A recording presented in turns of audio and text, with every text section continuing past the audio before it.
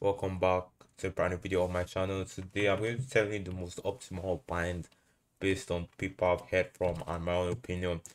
Now, as you can see at the bottom right, this is the best in my opinion, and that's by using your mouse buttons, ensuring that you use this, the front, the one in front and the one behind, and also using keys in your keyboard. So using Q or C. You can use either for any building. So you can use probably this for your wall instead of floor.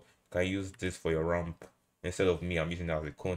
I'm just having this because apparently it gives you the best movement. So I'm going to be showing you guys my full setup, my full keybind. So initially I was only using the buttons on my keyboard.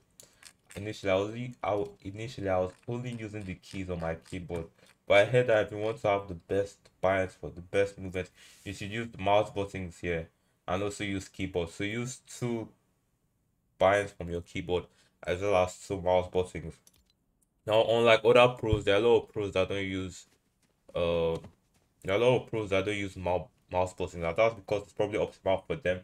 They found what works for them. But if you're starting out and you're trying to look for the best optimal setting that will probably give you the best movement, and to be able to improve your mechanics is by using the keybinds I'm currently using. I recently changed this keybinds like about a week ago, and I'll say it makes things easier for me. So initially when I started playing Fortnite, I had really bad keybinds. I was only using the binds on my keyboard, and one problem I always had was that I always kept some jumping. So if I like tried to do a mongrel classic, if I tried to do a mongrel classic, this will happen to me because my ramp was near my spacebar, which is jump button, so that kept on happening to me. So yeah, as I was saying, those are the optimal keybinds for building. And now for your weapons, a lot of pros use 1, 2, 3, 4, 5, 6. I think this is the best because it's very easy to access, and you just have to develop the best muscle memory to be able to click it. I'm sure if it's your first time, you find it difficult to click your shotgun. But all you have to do is just keep on practicing your keybind, and eventually you learn how to do it and learn how to pick your weapons properly. I've also made about 2 videos related to how to learn your new keybind, and these are pretty much drills that you can do every day for about 30 minutes to an hour to help you learn how to use your keybind, to help you understand your keybind more. I'm just making this one more optimal. Uh, there's also a keybind for traps, so things such as traps or launch pad.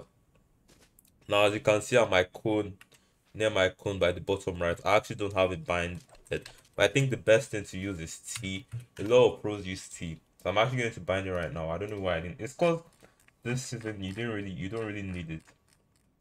So this is for the trap. You can just set that to T and apply. So if, for example, you have a launch pad or you have a bounce pad, you can easily do that. So that's pretty much all I feel like is optimal. I've currently changed it all myself.